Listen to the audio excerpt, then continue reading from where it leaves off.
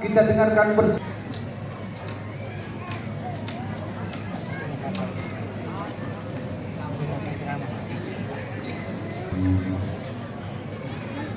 Assalamualaikum warahmatullahi wabarakatuh.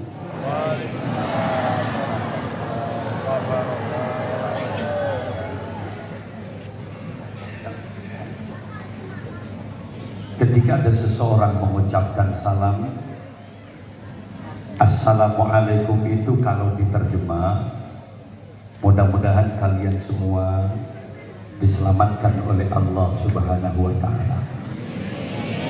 Maka tentu jawabannya harus yakin, tegas, dan kompak. Waalaikumsalam, ya Kiai, mudah-mudahan sama-sama diselamatkan oleh Allah.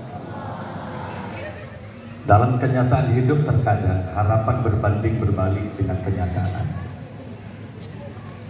Yang kita inginkan sehat, terkadang yang datang pada kita sakit.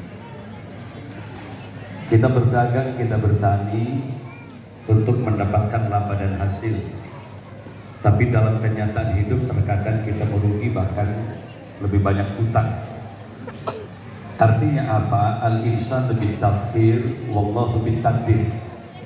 Manusia hanya mampu merencanakan sesuatu, tapi kepastian berhasil tidaknya usaha tetap atas kuasa Allah Subhanahu. Oleh karena itu manusia harus selalu berdoa. Wa iyastaghisu fastaghisu fastajaba lakum. Kalau kita terus-menerus berdoa, istighatsah, memohon dan memohon kepada Allah, maka tentu apa yang kita hajatkan mudah-mudahan senantiasa akan diijabah dan dikabul oleh Allah Subhanahu wa Ta'ala. Ketapang mudah-mudahan menjadi kabupaten yang aman, damai. Kalimantan Barat semuanya termasuk Indonesia mudah-mudahan menjadi baldatun thayyibatun wa rabbun ghafur, bisa membangun secara fisik dan mendapatkan keberkahan dari Allah. Amin ya rabbal. Coba sekali lagi saya ulangi, an-nazru ala wajhil alim ibadah. Memandang saja kepada orang alim itu ibadah. Memandang saja. Makanya aturannya jangan terlalu banyak menundukkan kepala. Oleh karena kalau menundukkan kepala itu ada dua kemungkinan. Kemungkinan pertama karena memang tafakkur dan mendengar. Kemungkinan kedua dipastikan tertidur lelap.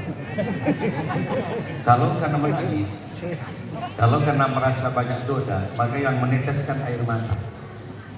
Tafakkur, tadabbur, merasa kita lebih banyak dosa sehingga kita istighfar kepada Allah, yang menetes air mata. Tapi kalau tertidur, maka pastikan yang menetes adalah jahil-jahil mereka. Beda antara yang pertama dan yang kedua. Makanya bagaimana caranya? Kata Nabi ada aturannya. Fa idza sa'idal khatibu 'alal mimbar fala yatakallamanna ahadukum wa man yatakallam faqad lagha. Apabila seorang muballigh sudah mulai bicara di atas mimbar, maka aturan mainnya di majelis taklim itu ansit tenang. Fala yatakallamanna ahadukum, maka tolong yang di bawah jangan banyak juga bicara. Kalau di atas bicara, di bawah juga bercerita, fakut laho, maka pastikan pengajian malam ini rugi biaya, rugi tenaga, rugi waktu. Perlu disadari bagi kami pribadi bahwa kami telah meninggalkan pesantren saya, kami meninggalkan lembaga pendidikan saya, kami meninggalkan lembaga pendidikan saya dan keluarga saya selama 8 hari sampai saat ini. Dan kami tidak akan pernah pulang selama bulan Maulid. Karena setelah dari Ketapang kami harus ke Madura, dari Madura ke Bandar lagi, harus ke Lampung, begitu juga di Makassar. Yang paling saya kasihan adalah istri saya. Dia setiap hari kemarin menyapa saya lewat WA, selalu menyapa lewat WA, selalu bertanya, "Kak, posisi di mana?" Saya selalu menjawab, "Percayalah, saya selalu ada di hati kamu selamanya." Makanya hari ini saya bawa dia. Nah, bagaimana tata krama hadir di pengajian? Ansitu wasma'u, ansit tenang, wasma'u dalam rangka mendengarkan apa yang disampaikan oleh para alim. Mudah-mudahan semua yang hadir akan mendapatkan syafaat Rasulullah Sallallahu Alaihi Wasallam dan mendapatkan ridho dari Allah. Amin ya Rabbal. Coba sekali lagi saya ulangi. Assalamualaikum warahmatullahi wabarakatuh.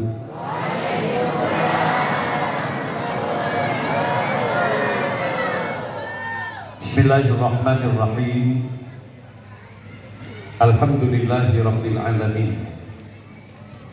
Al-Qail fi kitabihil karim. A'udzu billahi minasy syaithanir rajim. Bismillahirrahmanirrahim. Wa ma arsalnaka illa rahmatan lil alamin. Wa qala Allah ta'ala fi ayatil ukhra, walau anna ahlal qura amanu wattaqau la fatahna 'alaihim barakatin minas samawati wal ardh walakin kadzabu fa akhadnahum bima kanu yaksibun. Wassalatu wassalamu ala asyrafil anbiya'i wal mursalin sayyidina Muhammadin wa ala alihi wa ashabihi wat tabi'in wa tabi'it tabi'in wa man tabi'ahum bi ihsanin ila yaumiddin. Amma ba'du. Hadratul kiram masyayikhin al-afadil wa ulama'an al-kurama, para masyayikh, para yai, sepuh, tokoh masyarakat yang saya muliakan. Alhamdulillah hadir malam ini Wakil Bupati Ketapang Bapak Haji Farhan SEMSI beserta Ibu Hajah Irfani Marsita yang saya hormati.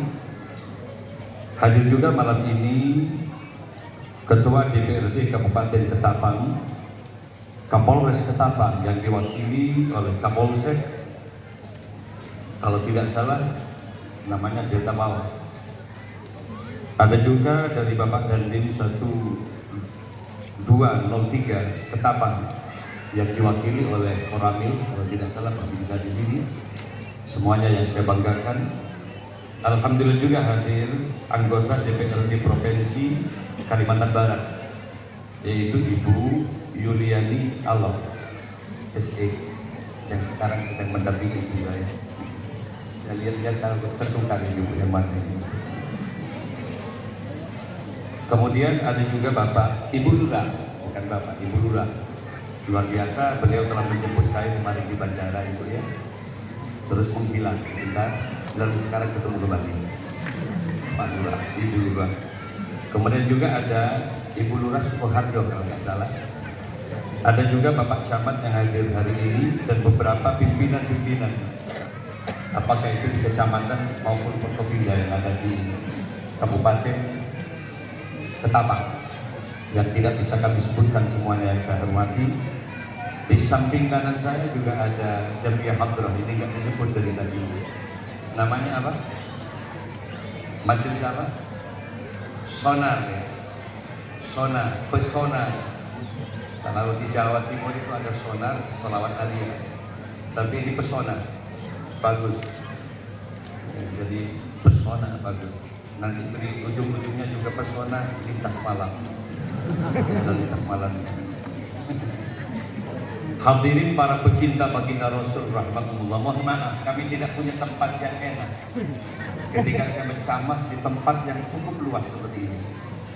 Saya lihat di depan halaman Masjid Darussalam juga banyak, dan di situ tidak ada layar, sehingga kemudian saya bagi-bagi ke kanan ke kiri, mohon maaf. Dan kami tidak mau duduk di kursi karena terus terang saja bagi saya terlalu tinggi, jadi saya harus duduk di kantor. Tidak apa-apa ya kalau saya berjalan, mohon izin dulu. Yang kedua, izinkan juga kami bertanya. Bahasa saya malam ini kira-kira dengan bahasa apa? Campur apa? Madura dengan bahasa Indonesia. Apa juga ada bahasa Melayu? Ada juga bahasa Bugis atau semuanya kita campur malam ini. Luar biasa. Luar biasa, kami bangga luar biasa.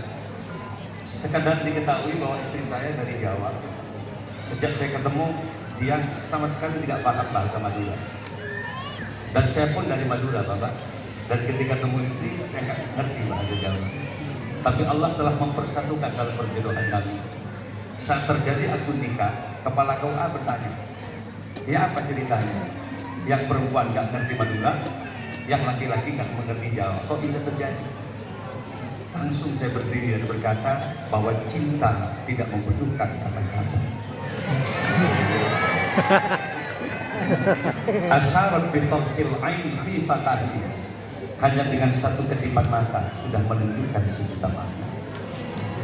23 tahun, 33 tahun kami kawin, alhamdulillah dikaruniai anak sesuai dengan program kami. Alhamdulillah 2 anak cukup, 2 laki-laki, 2 perempuan.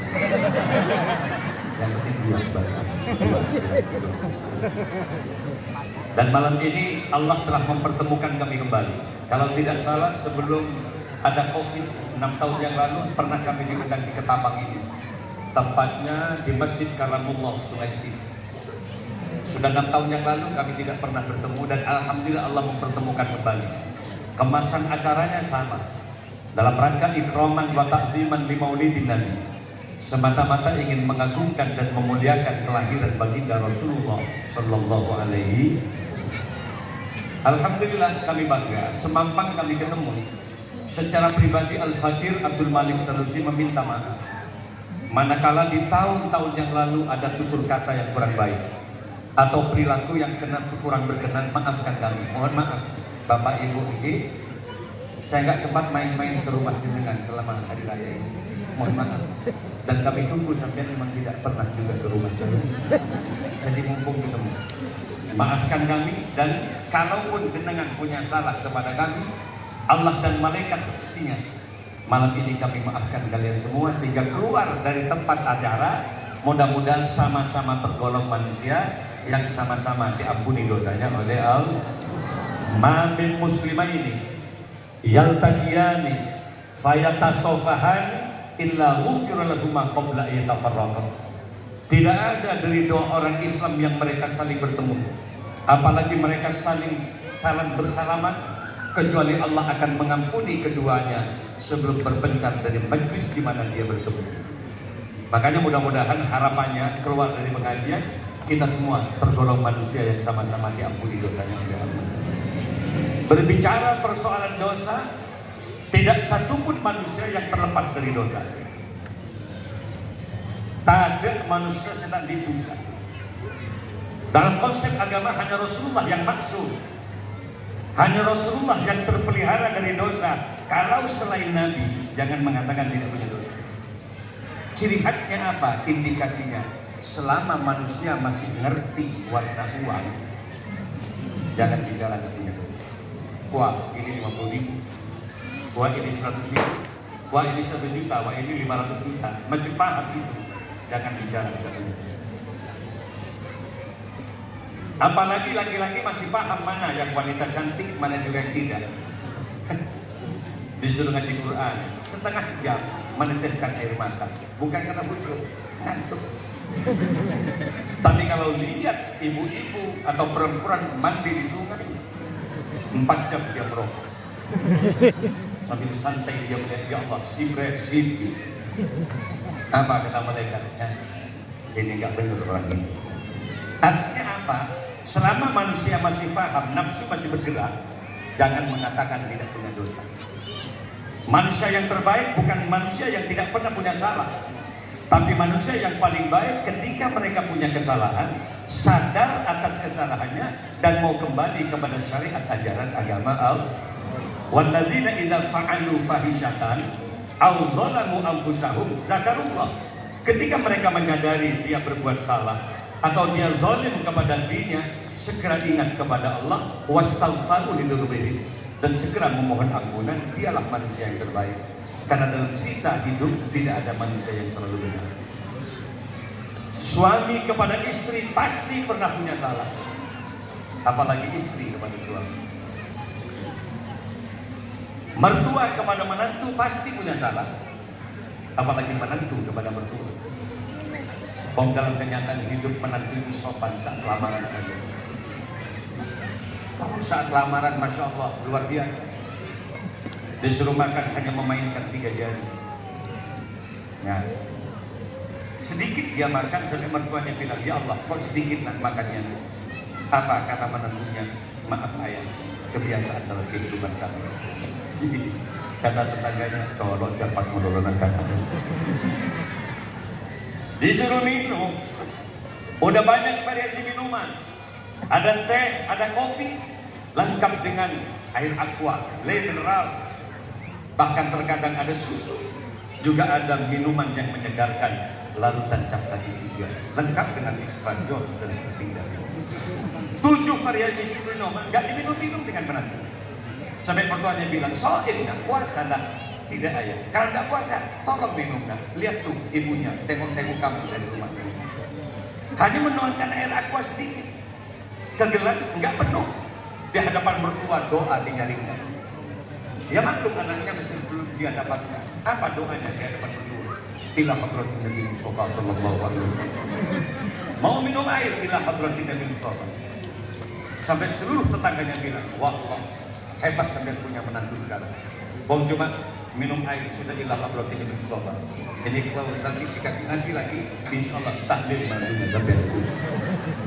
Tapi ini kan bukan karakter yang sebenarnya. Coba lihat, ketika anak sudah mereka dapatkan, perkawinan berjalan 1 tahun, 2 tahun, 3 tahun, 4 tahun, 5 tahun sudah punya anak, 6 tahun berjalan, lihat apa iya cara makan menantu tetap memainkan 3 jari.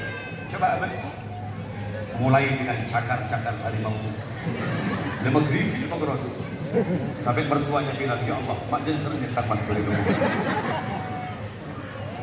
9 tahun dia minum, apa yang terjadi? Kalau saat jadi menantu awal, kalau mau minum bila hadratin Nabi Mustafa. 9 tahun kawin, malah kopi mertuanya yang mau minta. Ini terkadang terjadi, betul apa enggak ibu? Suami kepada istri juga sama.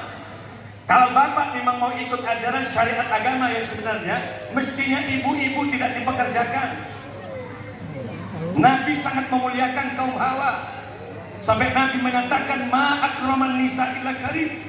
Tidak mulia laki-laki di hadapan Allah kecuali laki-laki yang biasa memuliakan istrinya. Tanggung jawab perempuan itu hanya satu, pelayanan terhadap suami. Urusan makan tanggung jawab laki-laki. Aksesoris perhiasan tanggung jawab laki-laki. Bapak-bapak, semangat ibu-ibu.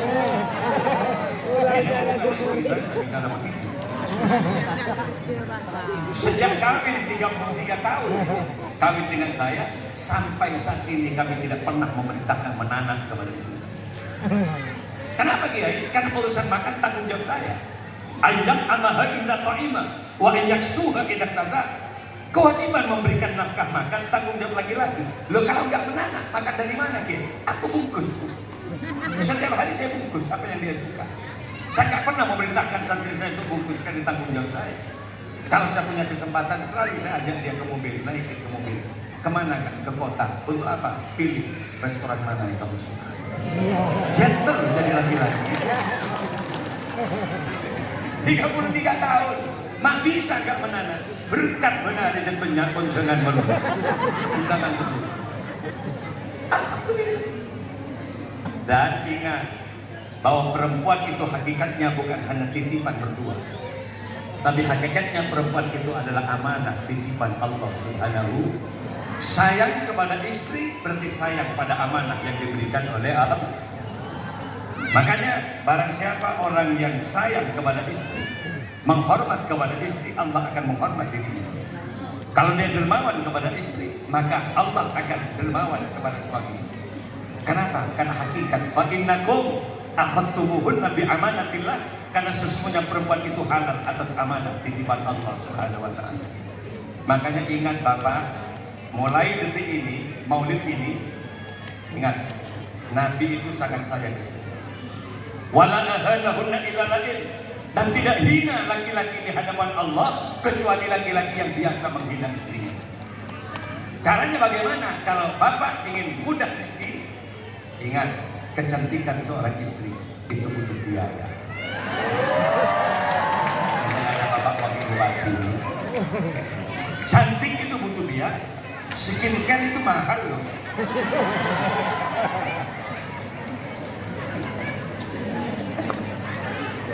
Masya Allah. Makanya tanpa saya harus basa-basi malam ini, mumpung istri saya ikut, saya paling sedikit belanja untuk kecantikan seorang istri, minim, dan saya masih meminta maaf. nitip 3 juta untuk perawatan tubuh kamu. Sampai istri saya bilang, kenapa kak kok sampai segitunya? Mohon maaf deh, kecantikanmu. Saya bilang gitu, kecantikanmu yang mendukung aku menuju surga Allah. Lihat loh. Makanya saya menjadi terkagum-kagum kalau kemudian ada perempuan misalnya disuruh cari kayu di beberapa hutan-hutan. Sorongarek dia bambak rumput, apalagi dia juga kalau di desa kami itu terkadang juga memelihara sapi, dan itu yang memotong rumputnya itu biasanya perempuan. Saya katakan itu berdosa. Kenapa? Karena itu bukan pekerjaan perempuan, tapi itu adalah hakikatnya pekerjaan laki-laki. Ayo kita kembalikan lagi ajaran ini kepada ajaran Nabi Muhammad SAW. Makanya saya katakan cantik itu butuh biaya 3 juta. Dan saya mohon maaf, kenapa kak? Lo konsultasikan wajahmu pada dokter spesialis wajah, jangan sembarangan mandi zona, masuk spa. Begitu saya agungkan perempuan itu karena kecantikanmu yang mendukung aku masuk surga. Kenapa saya nyarikan sekarang? Agar ibu-ibu pulang dari pengajian minta bersama suami kak 3 juta kak, 3 juta. Apa kata suaminya? Langsung dia membuat narasi-narasi pantun, nasi goreng abu anak kali. Maksud kamu apa? Ya mau buat ngedului kepada dari sekarang. Apa kata istrinya? Nah, jangan bilang begitu kak. Kalau pipiku ini halus harum, wallah gak rugi loh kak. Kamu juga kan yang akan mencium aku. Kalau pandanganku itu kan tajam, hidungku juga mancung, maka kamu kan yang bangga menjadi punya istri seperti aku kan, secantik aku. Makanya gak ada ruginya kan kak. Tapi kalaupun kamu tidak punya anggaran untuk kecantikan aku kan, wallahi aku rindu. Satu syaratnya kan, apa sih Dik? Cintamu jangan bergeser pada wanita lain. Jadi kata-kata terakhir seorang istri, kalaupun sampai tidak ada belanja aku rindu kak, tapi jangan kemudian bergeser kepada wanita lain. Tapi kalau suatu saat sampean ke pantai kak, atau sampean ke mall, ke beberapa pertokoan besar, ketika Anda melihat perempuan cantik Anda menoleh, ketika ada orang perempuan pakai parfum sampean menoleh, dan kami diabaikan begitu saja, terima juga pantun saya untuk kamu. Apa sih pantun kamu ini? Bahasa Madura apa? Setampak kali ini begitu. Maksudnya apa? Ya karena apa? Karena kira berlakukan. Ini maksudnya apa? Lah, ini yang saya katakan bahwa Rasulullah yang akan kita bicarakan malam ini adalah sosok yang sempurna. Al-Mustafa, manusia pilihan. Laqad ja'akum rasulun min anfusikum. Sungguh telah datang kepadamu seorang rasul min anfusikum, dari diri kamu. Artinya apa? Dari jenis manusia. Jadi manusia juga, makanya disuruh tiru. Kalau rasul itu malaikat, barangkali kita tidak mampu menirunya. Siapa Rasulullah? Min anfusikum, dari jenis kamu manusia. Makanya di beberapa keterangan yang lain Nabi dinyatakan Muhammadun basarun la kal basar. Muhammad itu juga manusia. Al-a'radil basariyah, sama-sama punya sifat kemanusiaan. Kalau ibu tidur, bapak tidur, Nabi Muhammad juga tidur. Kalau Nabi itu makan, sampean juga makan. Sama-sama manusia. Bedanya sedikit. Kalau Nabi Muhammad itu sedikit makan, kalau bapak, ibu sedikit makan. Kalau Nabi Muhammad itu sedikit tidur, tapi kalau kita sedikit-sedikit tertidur. Artinya apa? Qiyamul lail Rasul, dia adalah manusia yang sangat pandai bersyukur kepada Allah. Apa bedanya Kiai Muhammad dengan kita? Dinyatakan di situ.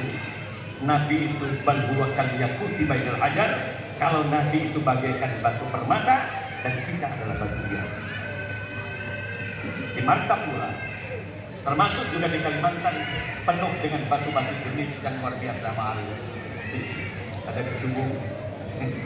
Yang saya pakai ini adalah hadiah dari orang Kalimantan di sini. Saya tanya, begitu mahalnya? Biru laut. Dan kita coba tawarkan kepada orang-orang sampai puluhan juta. Bahkan kalau yakut permata itu bisa miliaran, ratusan juta. Itulah barangkali Nabi. Mahal, indah. Dan kita kalah jari bagaikan batu bias. Berapa? Satu truk 80.000. Itu satu truk kalau di Jawa. Loh kok bisa jauh gini Kiai? Ayo kita banding-bandingkan sekarang. Salah satu di antara perbedaannya apa Kiai? Rasulullah itu sudah dipastikan masuk surga. Liyutahhirukum tathira, manusia bersih tanpa dosa.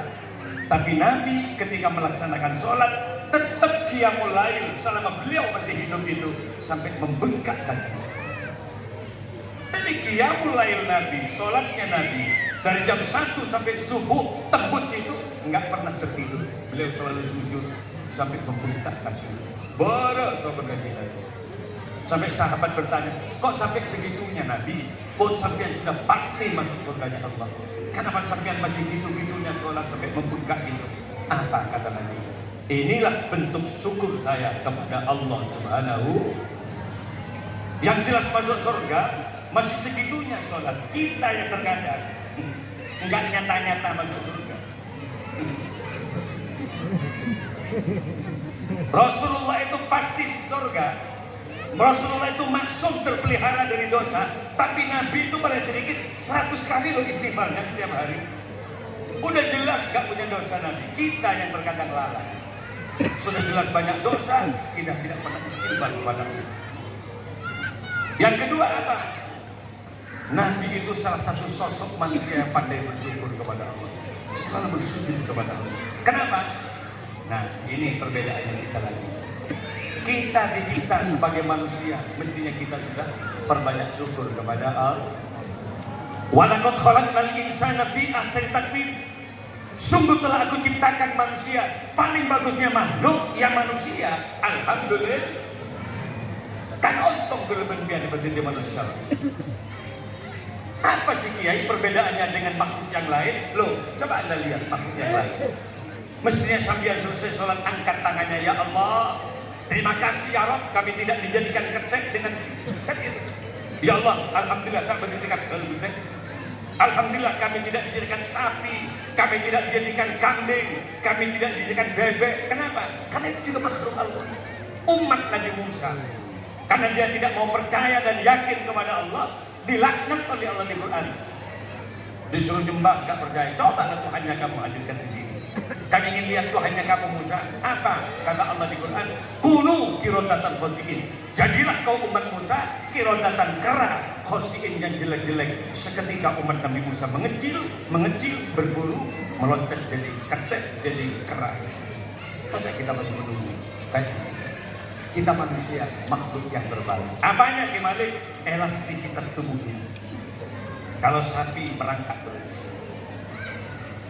Kalau ya penyu itu selalu nyalpang, ngirengi nyalpang, buang nyalpang, kepiting juga begitu.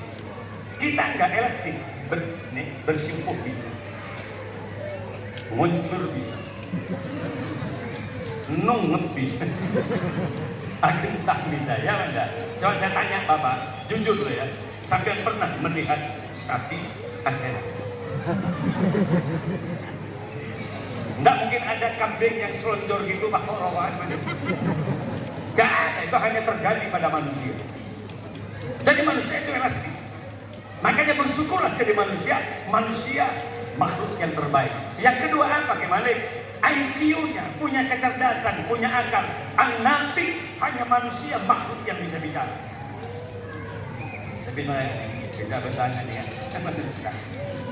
Makanya manusia walaupun fisiknya kecil, dijadikan khalifatullah fil ardi, yang disuruh mimpin anak yang manusia. Enggak diberikan ke sapi, enggak diberikan ke gajah walaupun fisiknya besar, enggak diberikan ke harimau walaupun sudah kuat. Kenapa manusia yang dipilih? Karena manusia itu cerdas. Maka bersyukurlah jadi manusia. Inni ja'ilun fil ardi khalifah. Kuda itu pernah marah Pak, saya baca. Kok bisa manusia ya? Dari sisi kecepatan lari dan kekuatan memikul beban, demi Allah manusia kalah jauh sama Allah. Tapi kan kuda nggak paham kalau manusia itu cerdas. Dengan kecerdasan otaknya manusia mampu merangkai mesin, manusia mampu merangkai mesin-mesin otomotif, mesin mobil yang kecepatan larinya diukur dengan kecepatan kuda. maka terciptalah mobil yang bernama Mitsubishi. Ada yang berbentuk Pajero Strada, ada Hilux, Kijang yang gesit seperti Kijang, terciptalah mobil Kijang Innova. Ayo adu kuda dengan itu, dengan apa, Pajero. Saya selalu pakai Pajero. Kalau saya undangan di rumah dengan kilometer berapa, 3.000 dari Bondowoso Surabaya, terus dulu pakai Pajero. Tak pendengar soal Pajero. Coba adu dengan kuda, nunggu coba Purbalingga. Artinya apa? Manusia itu cerdas. Burung juga marah. Kok bisa manusia yang dipilih oleh Allah, sementara manusia nggak bisa terbang? Lalai burung, nggak paham kalau di Indonesia ada manusia cerdas. Namanya B.J. Habibie dari Parepare, mantan Menristek, mantan presiden Republik Indonesia. Selama hidupnya Pak Habibie, dia mampu mendesain pesawat 364 pesawat, dikontrak oleh perusahaan Jerman dengan Belanda. Cerdas Pak Habibie, walau kepalanya kecil Pak Habibie, bisa kebeli pesawat. Tak tentu si jejak negeri bisa kebeli pesawat, karena bukan ukuran besarnya kepala. Terkadang terlalu besar kepalanya juga bisa buat pentol, gerobok, gitu. Gak terbang-terbang. Habibie itu bisa membuat pesawat. Masya Allah. Saya kemarin ke Mekah pakai pesawat Scoot. Ada yang isinya 400. Dari Juanda ke Changi, dipindah lagi pesawat yang lebih besar, 2 balik-balik. Dari Singapura langsung ke Jeddah, isinya 800. Masya Allah, besar itu pesawat. Tapi ketika saya dari Mandiu ke Ketapang, mengecil.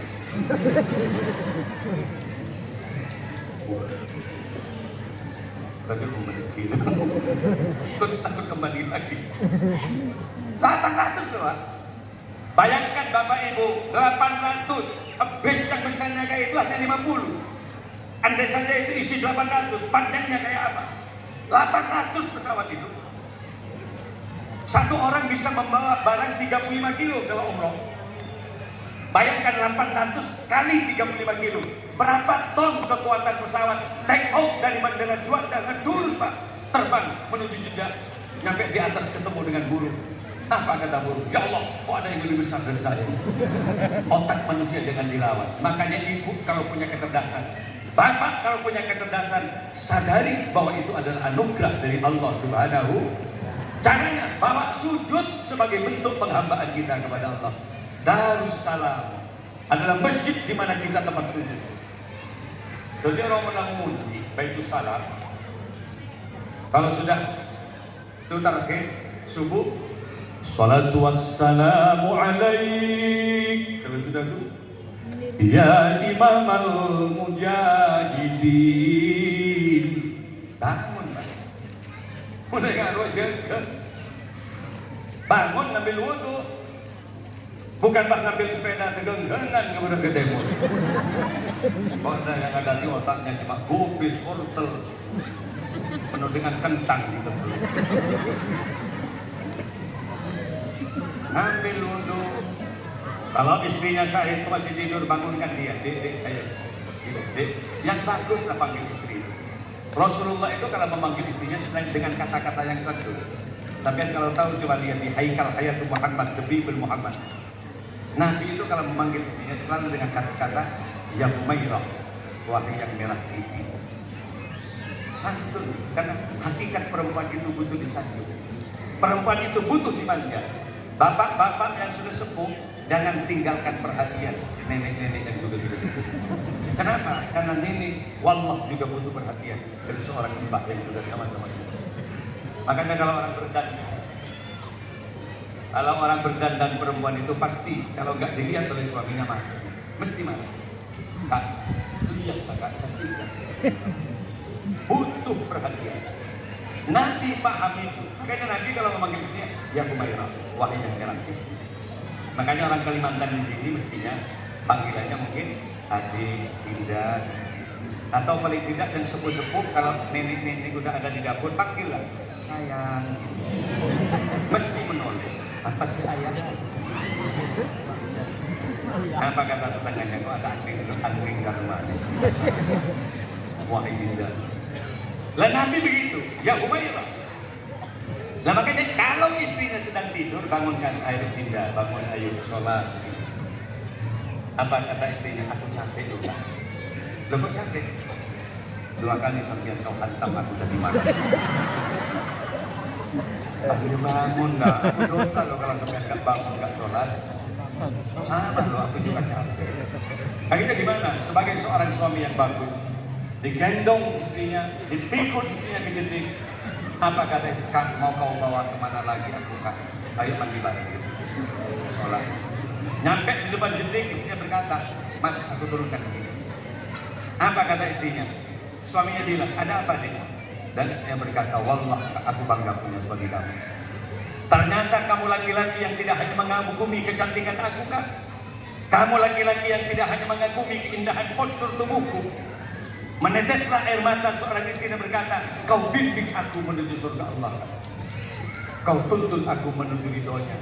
Kemudian dia bisikkan kata istrinya di telinga suaminya, Kak, berjanji malam ini. Apa sih dia? Cintai aku karena Allah. Sayangi aku karena Allah. Ditarik-tarik suaminya ke dalam jentik, tolong Kak, peluk aku karena Allah Kak. Merebole. Ada. Katanya mau sholat. Oh iya. Nutut masih. Masya Allah. Tolong ganti sama. Bang biasanya kalau enggak kumpul sama istri, takbirnya luar biasa bagus. Allahu Akbar. Menang mereka sekali. Kapok tolong ganti semalam. Kayak pesawat kan punya bensin. Seminar gimana? Coba jujur ibu-ibu, adik-adik ini, kalau adik ibu punya suami yang bisa ngimami sholat, seneng gak? Ibu kalau punya suami yang bisa ngaji Quran, seneng gak? Tolong dengarkan Bapak. Tuh istrinya sampai. Bismillahirrahmanirrahim. Ngimami sholat. Alhamdulillahi Rabbil Alamin. Ar-Rahmanir-Rahim, Maliki Yaumiddin. Sak mertuanya bangun tuh, menantunya udah ngimami. Yang susah kalau punya suami nggak bisa sholat. Setelah sholat pasti nikah. Saya lihat ada yang begini. Kata istrinya, ya Allah, ada masalah dalam sholat. Mulai ada yang tidak berkebaruan. Ada yang gitu, rapat gitu, gini. Ada menjemaah ini, apa ya? Ada senung-senung pada hari. Lah ini pentingnya maulid. Kalau di masa Rasulullah tidak ada khilafiyah. Kenapa? Makanya Nabi menyatakan afdhalul qurun qarni, paling bagusnya masa di mana ketika kami masih hidup. Tidak ada perbedaan, tidak ada khilafiyah. Kenapa?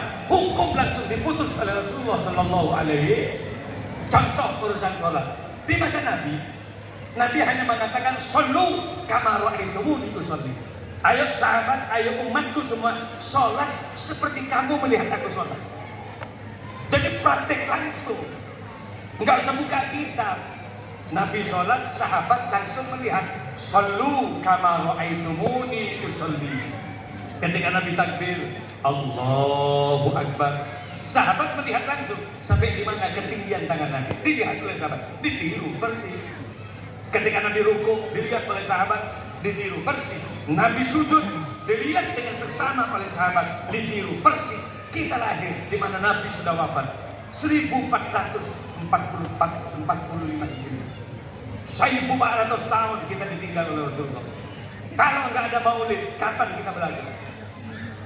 Sholatnya saja nggak benar dan benar. Kenapa? Gurunya berbeda-beda. Sama-sama mengaku yang ini yang persis Rasulullah. Coba praktek sholat nih.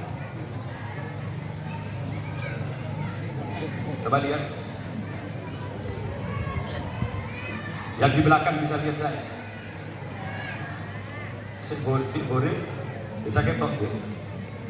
Kenal ya? Nih lihat, praktek sholat. Gak usah pakai mimik kayak gitu sholat, gak usah.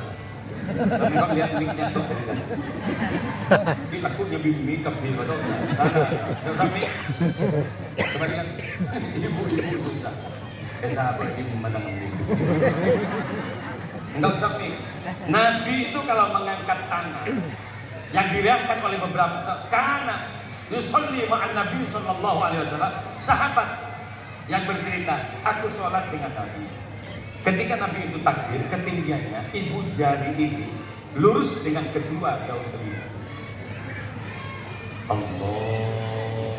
Coba kalau diangkat, jari ini luruskan kedua daun telinga. Allahu Akbar. Tangan kiri pergelangannya dipegang oleh tangan kanan, posisi di dada. Ini fikih laki-laki. Kalau perempuan beda, angkat tangannya sedikit ke atas, agak ke atas, tekuk ini pada sekujur udah berada di biar nggak getarannya kemana-mana.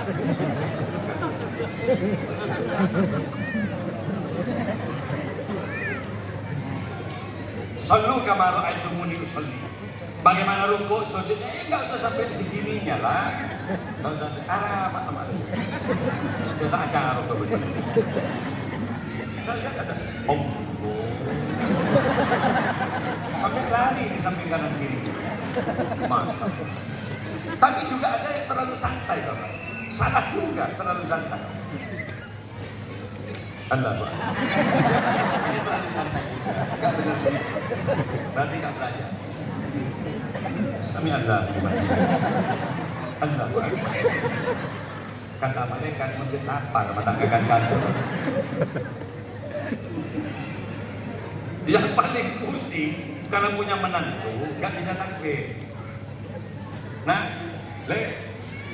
apa Mbak? Ayo imami. Gini Pak. Mbaknya dituding dulu. Peloros Pak, yang lurus Pak.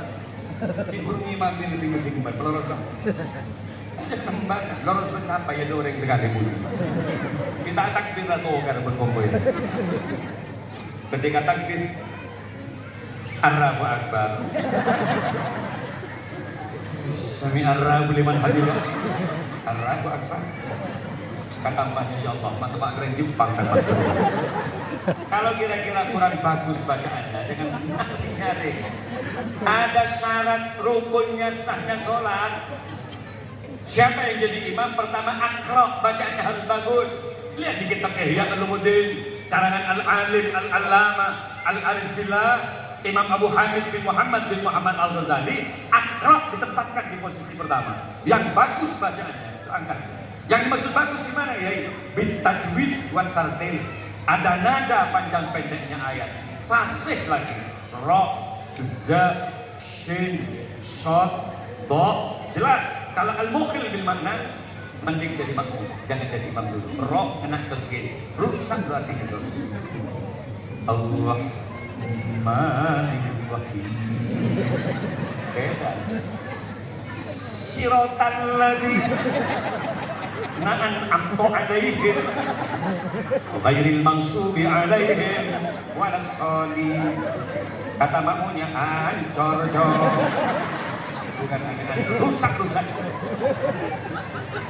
Makanya lembaga-lembaga pendidikan keagamaan seperti Baitus Salam penting adanya. Khairukum man ta'allama al-Qur'ana wa 'allamahu. Sebaik-baik kalian adalah orang yang belajar Al-Qur'an. Ingat itu. Sebaik-baik kalian, kata Nabi. Bagusnya umatku mereka yang ngajarin Quran kepada anaknya. Alhamdulillah di sini ada dini. Apa itu? Dini. DPD juga. Ketika ada masjid, ada madrasah. Luar biasa di Bapak. Jadi kalau Bapak sebagai jadi wakil bupati, mudah-mudahan suatu saat beliau itu bisa naik menjadi bupati dan perhatiannya betul kepada lembaga pendidikan. Enggak selesai. Ini dia ingat begitu. Apa memang gayanya begitu?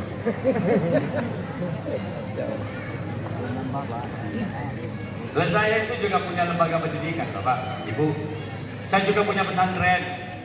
Kalau tidak karena punya keribuan hati, kerendahan hati, dan kesabaran mengajari anak, mustahil kiai itu mendirikan pesantren. Jangan tanya perjuangan kiai. Berapa hektar tanahnya dikorbankan untuk lembaga pendidikan, didirikan masjid, didirikan lembaga pendidikan, didirikan musola, asrama. Terkadang 8 hektar, 12 hektar, 26 hektar habis karena lembaga-lembaga pendidikan. Coba bayangkan, Bapak Ibu, Masya Allah. Saya mencerdaskan anak saya sendiri, wallahi sulit. Guna mikir anak guna TV, repot loh Pak. Anaknya tetangga dikumpulin di rumah saya, 600 orang santri, motor. Pikir anak TV repot, anak tetangga itu boleh.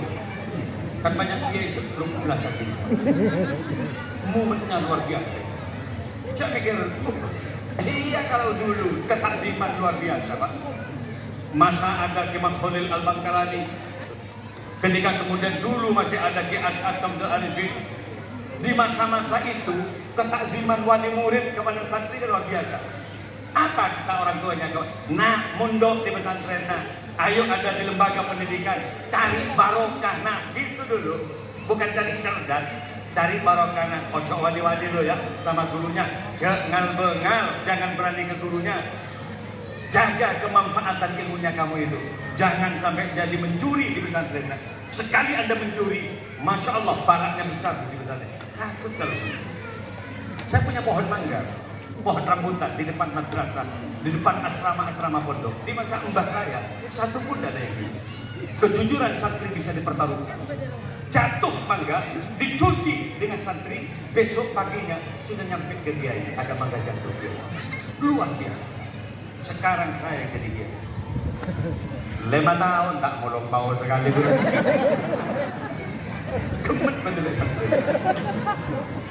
Rombongan naik ke atas mangga. Bukan hanya 1 orang, 8 orang, 9 orang. Ada kerjasama yang baik. Ada yang pakai garam, sambal, dia gembeng-gembeng aja. Ketika saya temukan, loh kok dirujak? Kok buat rujak ini? Senyum santri saya, enak Pak ya, colon enak bener-bener. Ya enak juga mau gitu. Beda masyarakat sekarang. Kalau dulu banyak kiai naik ke masjid, sandal kiai ini itu dibenarkan. Kenapa? Barokah yang dijadi. Apa kaitannya cerdas dengan keberkahan? Kalau dulu kiai naik ke masjid, sandal kiai itu diputar dengan arah yang bagus. Ketika kiai itu turun, agar mudah turun.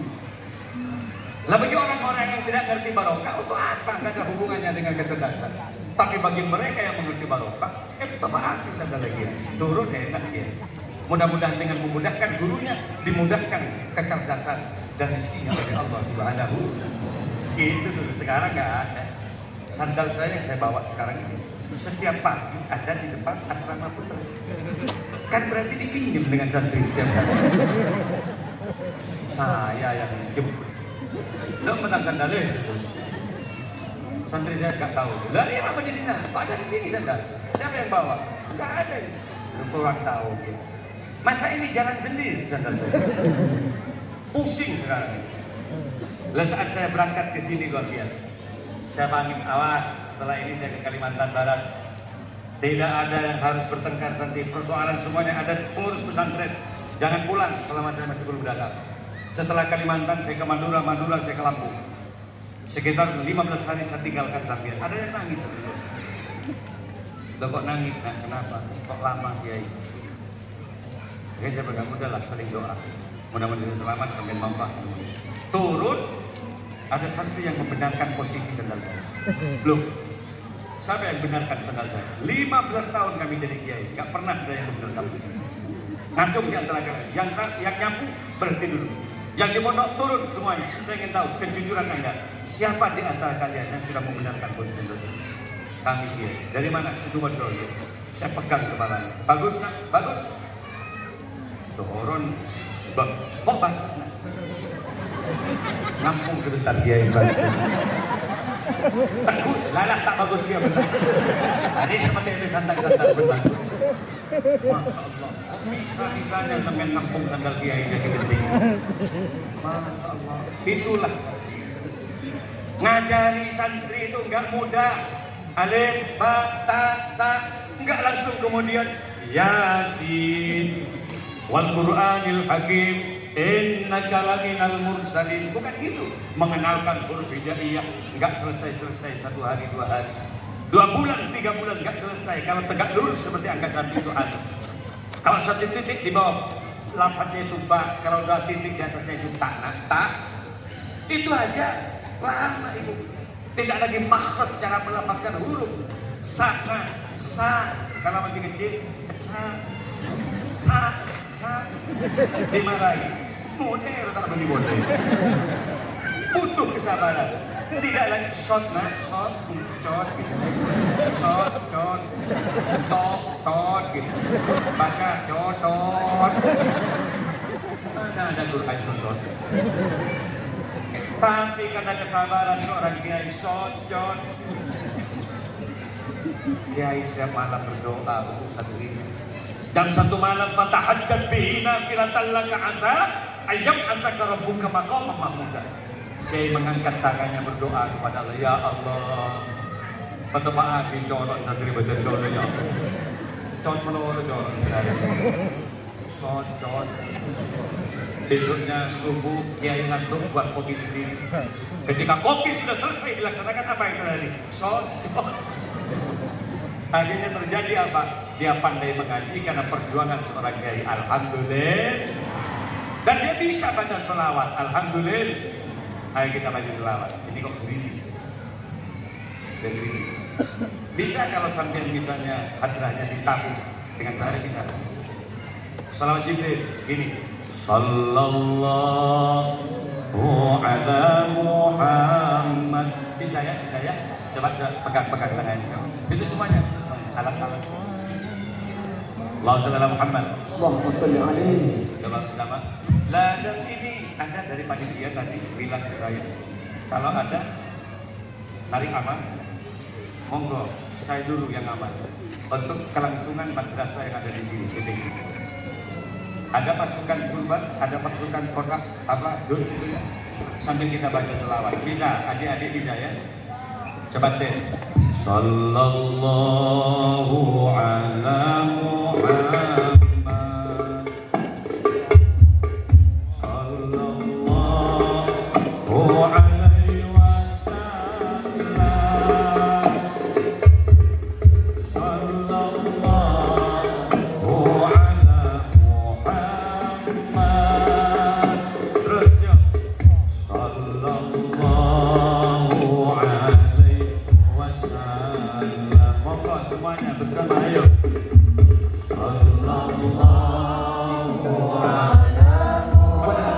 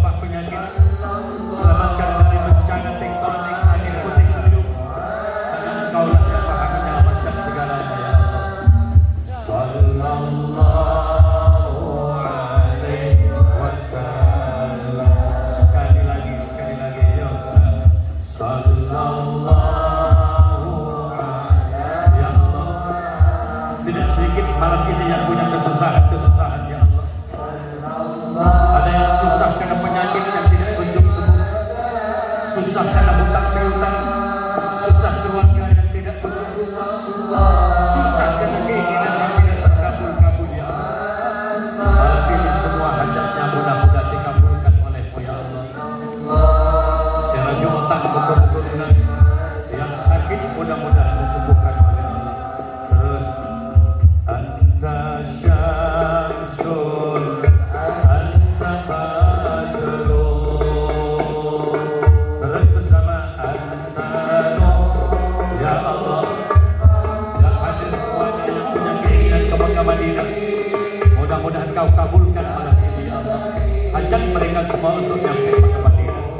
Tetapak mudah-mudahan aman ya Allah.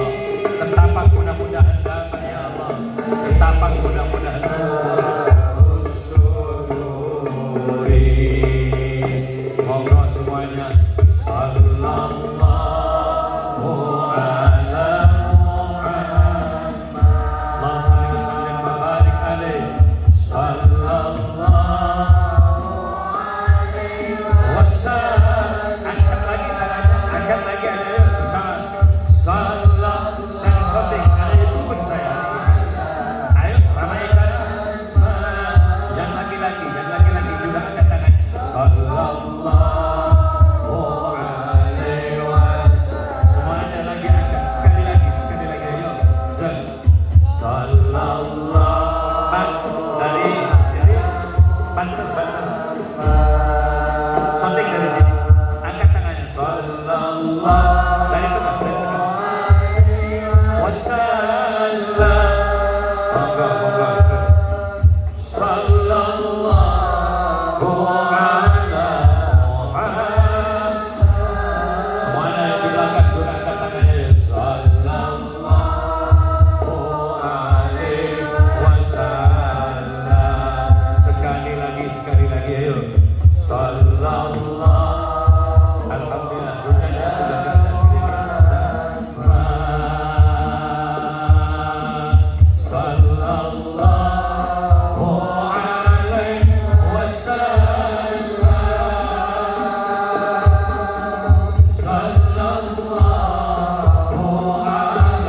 ala Muhammad.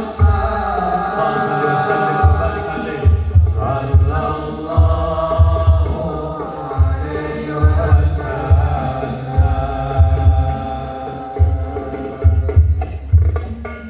Ada banyak calon-calon DPR di sini. Mudah-mudahan hajatnya dikabulkan oleh Allah. Yang mencalonkan diri sebagai DPRD Kabupaten, DPR Provinsi semuanya, hajatnya mudah-mudahan dikabulkan oleh Allah. Dan mudah-mudahan semua yang jadi akan betul-betul open amanah kehadiran rakyatnya. Amin ya Rabbal. Dan selawat itu dibaca. Selawat Jibril itu kalau dibaca 300 kali sehari, 300 kali sehari, maka Allah akan mengeluarkan kesulitan-kesulitan kehidupannya. Sampai tukaran dengan istrinya selalu membanding-bandingkan dengan yang lain. Mas, tetangga sebelah mas 2 tahun kawin udah beli mobil. Nih tetangga sebelahnya lagi udah bangun rumah. Saya 12 tahun loh mas dengan kamu. Dapat apa? Mobil nggak mobil, rumah nggak rumah. Kalau ada istri gitu, bacakan selawat. Nggak usah marah-marah. Ya Habibi, ya Muhammad. Belum istri, kok marah terus sih? Aku suamimu, kamu istriku dunia akhirat. Demi Allah, jangan bilang kalau aku gak kerja. Lihat, gaya saya ini hitam, bukan karena saya sujud setiap hari, tapi saya kerja. Lihat punggung saya, rata hitam jadi. Dan doakan saya mudah-mudahan kabul hajat. Ya Mu'ay, ya Mumajad, ya Imam al-Qiblatain. Cium mestinya, mesti dia menangis. Sallallahu. Asalkan jangan menyanyikan lagu-lagu yang kurang bagus. Wong istrinya sudah marah, masih nyanyi-nyanyi kuda yang mana? Tompes ring-ring nyap sambil di dapur. Naik sepeda, mati lampunya. Jalan terus, lambat nyampenya.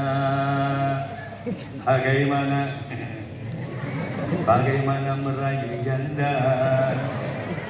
limang anaknya, limang anaknya pikul emaknya. Berarti cobi ngantor dari dapur. Perbanyak baca sholat. Coba timbul dulu bisa. Yuk gini. Allahumma sholli. Monggo yuk. Ala sayyidina Muhammadin. Angkat lagi tangan.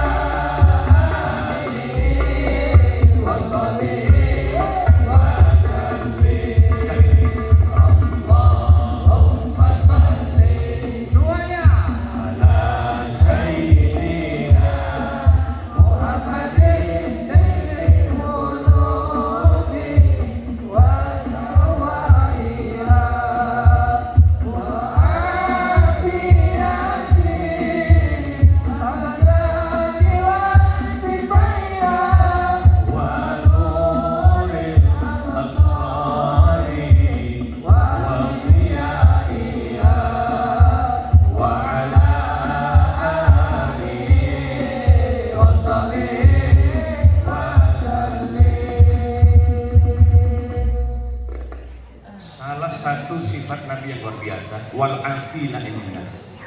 Nabi itu selalu memaafkan kesalahan orang lain. Jangan terbawa emosi. Nabi itu sering diludahi oleh orang, tapi beliau tidak pernah membalas. Kalau urusan dicaci, dimaki itu biasa Nabi. Wal afina innas. Wa yafu 'anil dzambi idza kana fi haqqi. Kami selalu memaafkan kepada orang lain yang selalu berbuat salah kepada saya. Tiru Nabi. Nabi itu dicaci, enggak masalah. Dan tapi bagaimana Kiai kalau kami tidak kuat Kiai konsep ajaran agama? Nah, lihat. Wa jazaa'u sayyi'atun misluha wa man 'afa wa aslaha fa ajruhu 'ala Allah. Balasan dari sebuah kejelekan adalah kejelekan yang setimpal. Jadi kalau misalnya sampai olok-olok dengan kamu kok jelek sih Mas? Sampai jawab, iya dik sama jeleknya dengan kamu. Itu sama, kan saya siru-siru. Kayak pada tak dengar, ini berarti orang. Enggak ada yang baik, pada tak dengar. Kamu kok jelek? Loh, aku ini yang mencipta Allah.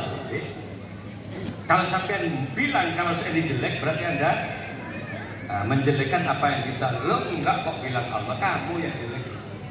Lah tapi kalau orang itu memaafkan ini enggak apa-apa. Wa man afa wa aslaha fa ajruhu 'ala Allah.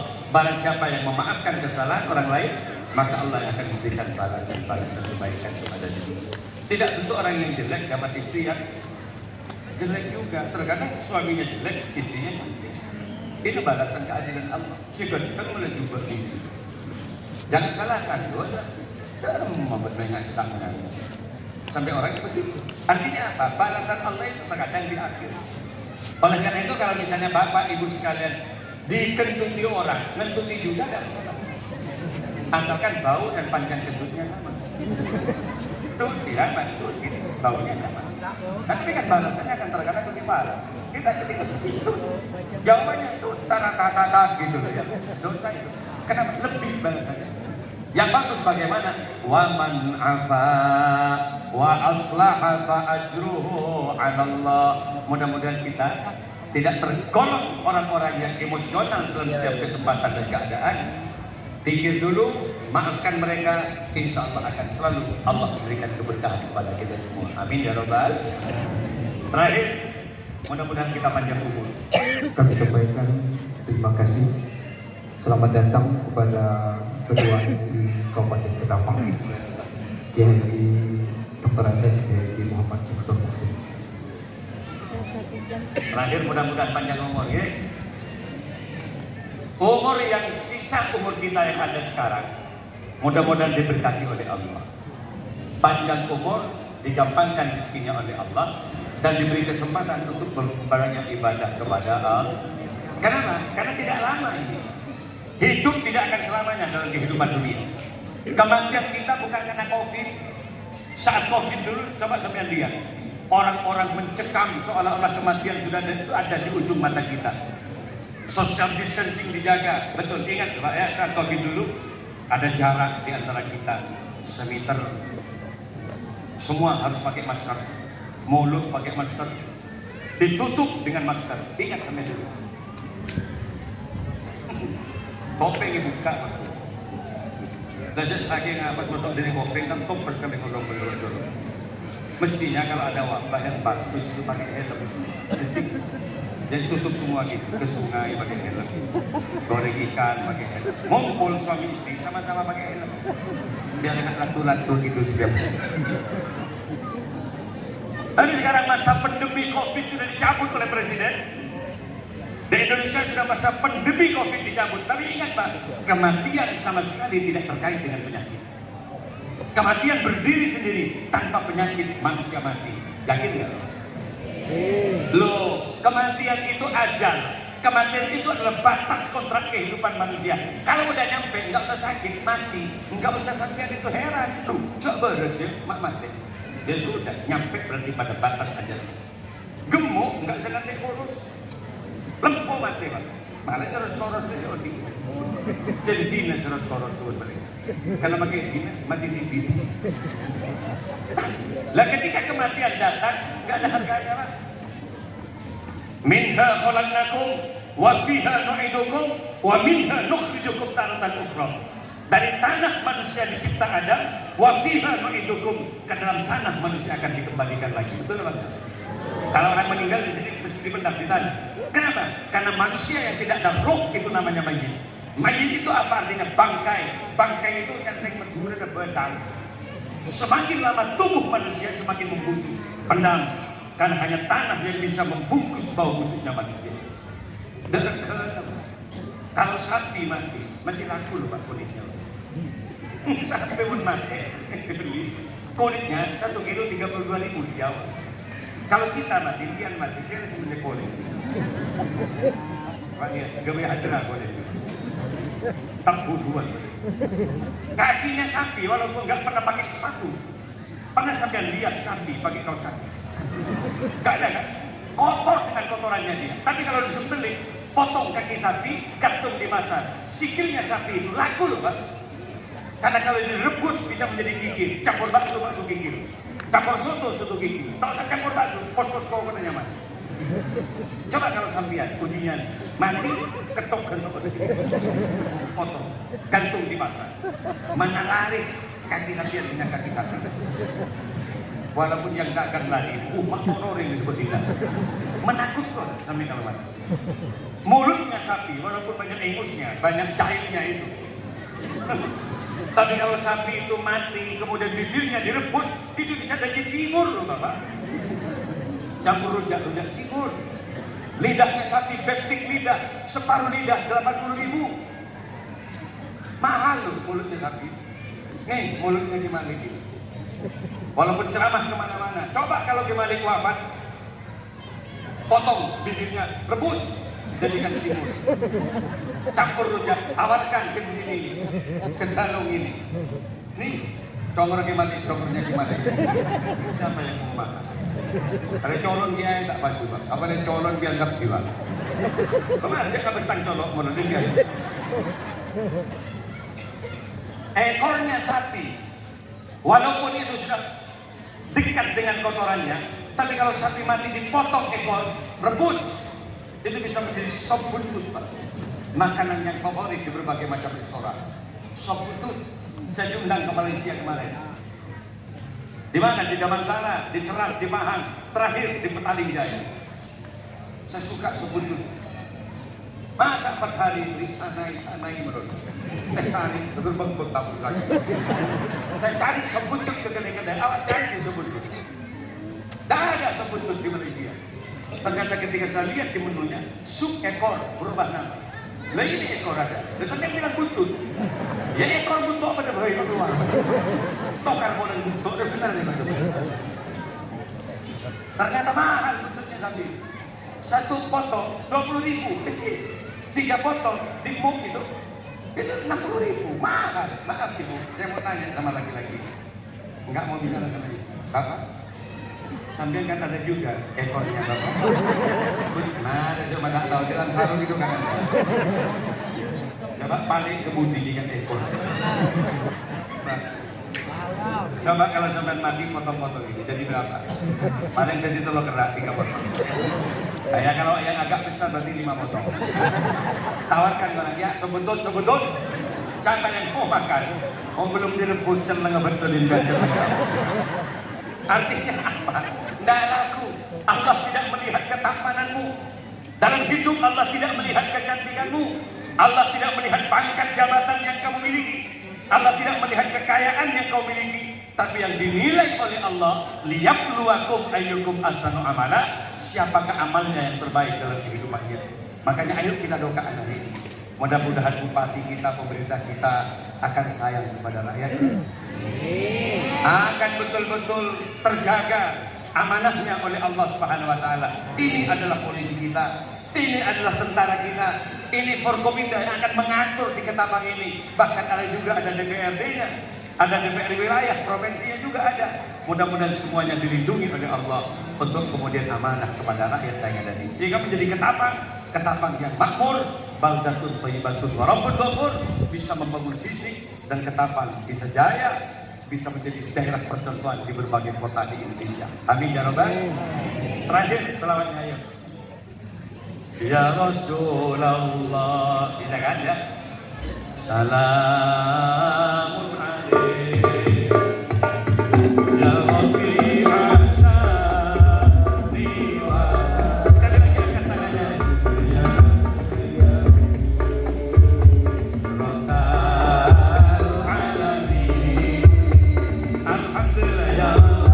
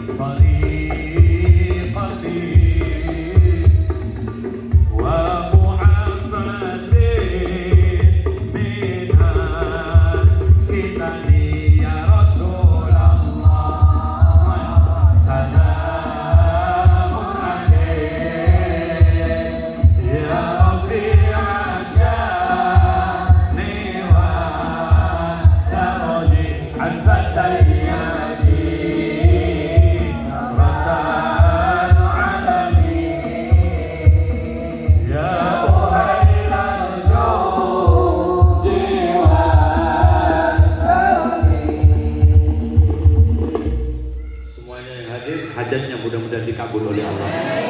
Apa yang dihajatkan oleh kita mudah-mudahan dikabul oleh Allah. Rizkinya mudah-mudahan